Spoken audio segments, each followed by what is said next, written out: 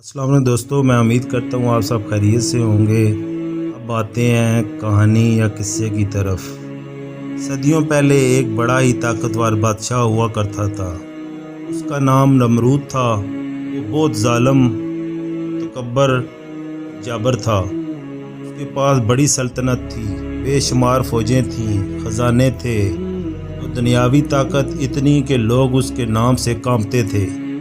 لیکن اس کی طاقت کے ساتھ ایک اور چیز بھی تھی، غرور اتنا کہ نمرود کہتا تھا میں خدا ہوں، نعوذ باللہ، میں زندگی بھی دیتا ہوں اور موت بھی دیتا ہوں۔ اسی سرزمین میں اللہ کے ایک جلیل القدر نبی حضرت ابراہیم علیہ السلام رہتے تھے۔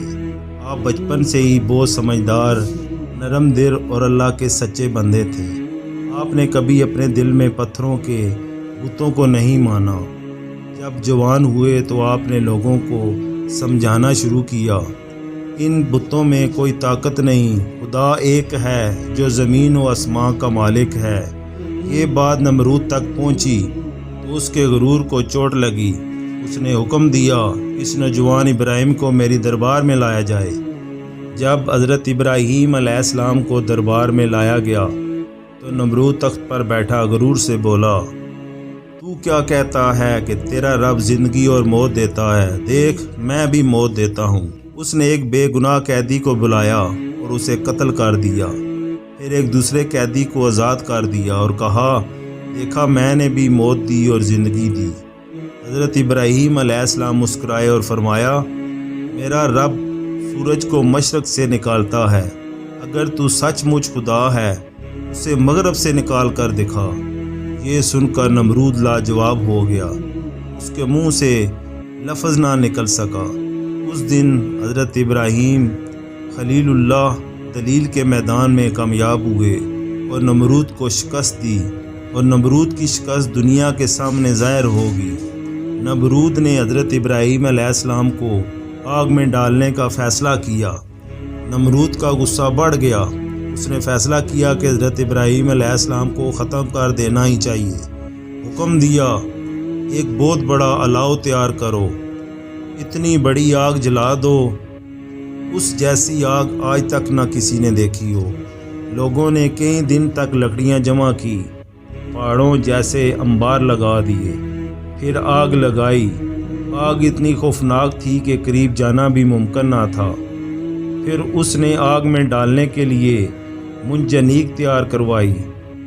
حضرت ابراہیم علیہ السلام کو رسیوں میں باندھا گیا اور ایک بڑی منجنیق کے ذریعے آگ میں پھینک دیا، لیکن جیسے ہی وہ آگ میں گرے اللہ نے حکم دیا، اے آگ ٹھنڈی ہو جا، حضرت ابراہیم پر سلامتی بن جا۔ جس آگ نے پہاڑ پگھلا دیے تھے وہ حضرت ابراہیم علیہ السلام کے لیے گل و گلزار بن گئی۔ لوگ حیران رہ گئے، نمرود پتھر کا بت بن گیا اور حضرت ابراہیم علیہ السلام سلامتی ساتھ بیٹھے ہوئے تھے جیسے باغ کے درمیان ہوں۔ یہ سارا واقعہ دیکھ کر نمرود کی بیٹی ایمان لے آئی۔ روایت میں آتا ہے کہ نمرود کی بیٹی نے جب یہ منظر دیکھا تو اس کے دل میں حقیقت کھل گئی۔ وہ حیران ہو کر آگ کے قریب گئی، دیکھا کہ حضرت ابراہیم علیہ السلام بالکل ٹھیک ہیں۔ وہ بے اختیار پکار اٹھی، یہ سچا رب ہے جس نے اپنی آگ کو حکم دیا، میں بھی اسی رب پر ایمان لاتی ہوں۔ اس نے کلمہ پڑھا، لا الہ الا اللہ، مسلمان ہو گئی۔ نمرود یہ منظر دیکھ کر غصے سے لرز گیا، لیکن وہ کچھ نہ کر سکا۔ اللہ کی قدرت اس کے سامنے تھی۔ اللہ نے اپنے دشمن نمرود کو ختم کرنے کے لیے بڑی فوج، نہ بڑی آفت، نہ بجلی بھیجی، بلکہ ایک چھوٹا سا مچھر بھیجا۔ یہ چھوٹا سا مچھر نمرود کی ناک میں گھس گیا، اس کے دماغ تک پہنچ گیا۔ نمرود ڈر سے پاگل ہو گیا۔ وہ دربان اور رعایا کو کہتا، میرے سر پر جوتے مارو۔ جب اس کے سر پر جوتا مارا جاتا تو اس کو تھوڑی دیر کے لیے سکون ہو جاتا۔ یہی حال کئی سال رہا۔ جس نے خود کو رب کہا تھا وہ ایک چھوٹے سے کیڑے کے آگے بے بس پڑا تھا۔ آخر کار وہ اسی درد میں تڑپتے ہوئے مر گیا۔ کیوں اللہ نے دکھا دیا کہ غرور کا انجام ہمیشہ برا ہوتا ہے، اور اللہ کے مقابلے میں کوئی نہیں پہنچ سکتا۔ اللہ اکیلا ہے، وہ وحدہ لا شریک ہے۔ اس واقعے سے ہم سبق حاصل کرتے ہیں کہ اللہ کی طاقت سب سے بڑی ہے۔ دلیل اور حکمت ہمیشہ سچ کو ثابت کرتی ہے۔ اللہ اپنے نیک بندوں کی حفاظت ایسے کرتا ہے کہ دنیا حیران رہ جاتی ہے۔ غرور انسان کو تباہ کر دیتا ہے۔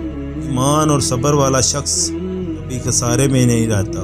میں امید کرتا ہوں آپ کو حضرت ابراہیم علیہ السلام کا واقعہ پسند آیا ہوگا۔ مزید کہانیاں قصے سننے کے لیے میرے چینل پر رہیے گا۔ میرے چینل کو شیئر کریں، سبسکرائب کریں اور لائک کریں۔ السلام علیکم ورحمۃ اللہ وبرکاتہ۔